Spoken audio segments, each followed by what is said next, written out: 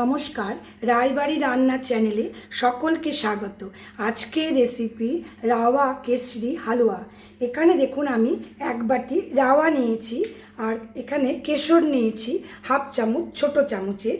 যতটা আমি রাওয়া নেব, এখানে দেখুন 1 কাপ আমার রাওয়া আছে, সুজি আছে, তার অর্ধেকটা ঘি আছে আর মোটামুটি কাছাকাছি মাপে চিনি আছে।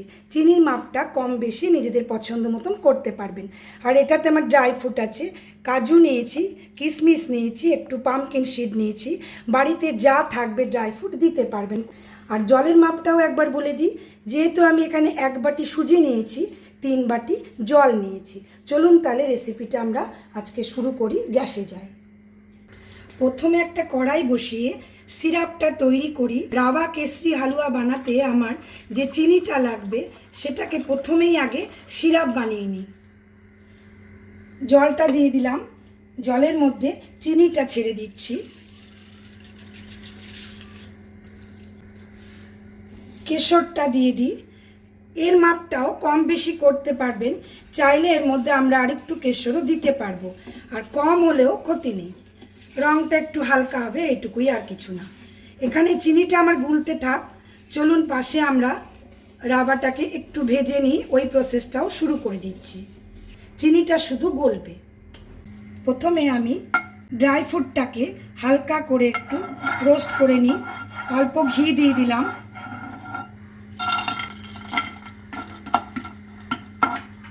সুজি দিয়ে হালুয়া তো আমরা বানাই, কিন্তু এই কেশরি হালুয়া দেখতেও যেমন একটু আলাদা হবে, টেস্টটাও খুব সুন্দর হবে। একটু নাড়াচাড়া করে নিই, বেশি ভাজবো না।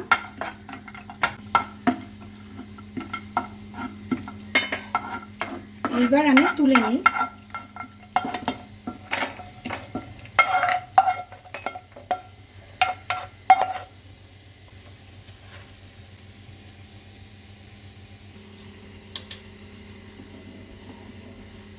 সিরাপটা আমার তৈরি হয়ে গেল, গ্যাসটা বন্ধ করে দিই। চলুন এবার রাওয়াটা আমরা ভাজতে শুরু করি। আবার একটু ঘি দিয়ে দিলাম, এটুকু বাঁচিয়ে রাখি, শেষে দেব। রাওয়াটা দিয়ে দিই। 2 মিনিট ঘড়ি ধরে ভাজবো লো টু মিডিয়াম ফ্লেমে। কেমন?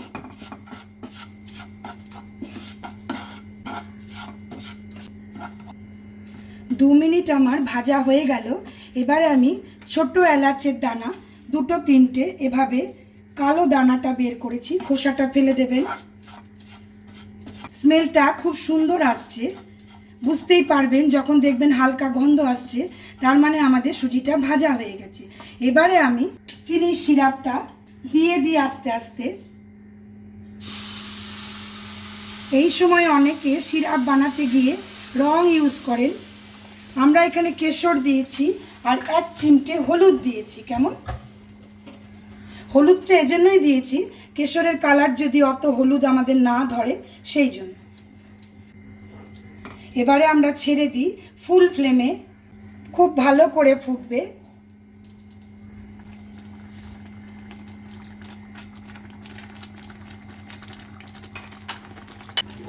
এবারে সমানে নাড়তে থাকবো, ছাড়া যাবে না, গুটলি পাকিয়ে যাবে। আমাদের জলটাকে আরও কমতে হবে, শুধু নাড়িয়ে যাব। Flame high.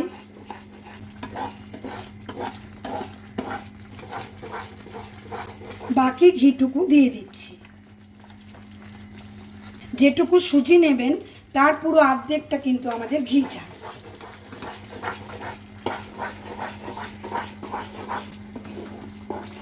কালারটা দেখুন কেমন সুন্দর আমাদের এলো।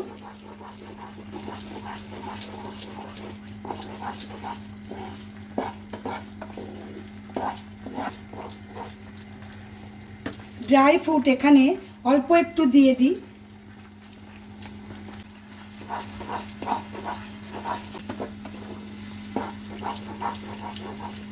খুব মোলায়েম হবে এই হালুয়া, নরম সফট। শুধু মাপটা একটু খেয়াল রাখবেন। 1 বাটি সুজি, 3 বাটি জল আর আধ বাটি আমাদের ঘি। এই 3টে মাপ ঠিক থাকলেই কিন্তু এরকম হবে। দেখুন আমাদের কেমন সফট হয়েছে, দেখলেই বোঝা যাচ্ছে। আর একটু আমাদের হবে। এখন আমরা শুধু এভাবে পাল্টে পাল্টে নাড়ব, কুড়ে কুড়ে নাড়ব।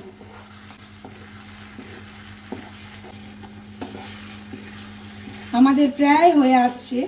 রেসিপিটা অবশ্যই ট্রাই করবেন। যদি ভালো লাগে please like, share, comment and subscribe my channel. Subscribe করে পাশে থাকা বেল আইকন অবশ্যই প্রেস করবেন নতুন নতুন রান্নার নোটিফিকেশান পাওয়ার জন্য। রাওয়া কেশরি হালুয়া দেখুন পুরো রেডি হয়ে গেছে, বুঝতে পারবেন।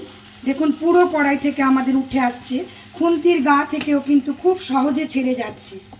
গ্যাসটা বন্ধ করে দিলাম। এবারে আমি একটা বাটির ভেতরে ঢেলে উল্টে দেখাবো কেমনভাবে সার্ভ করব।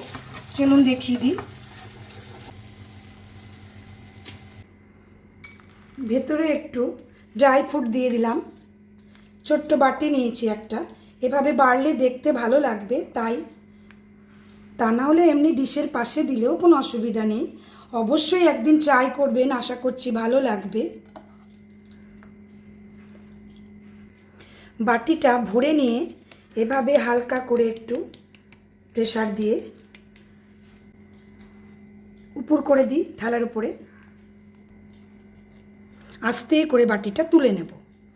ওপর থেকে একটু কেশর দিয়ে দিই হালকা করে।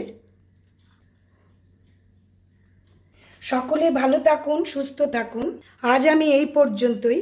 ধন্যবাদ।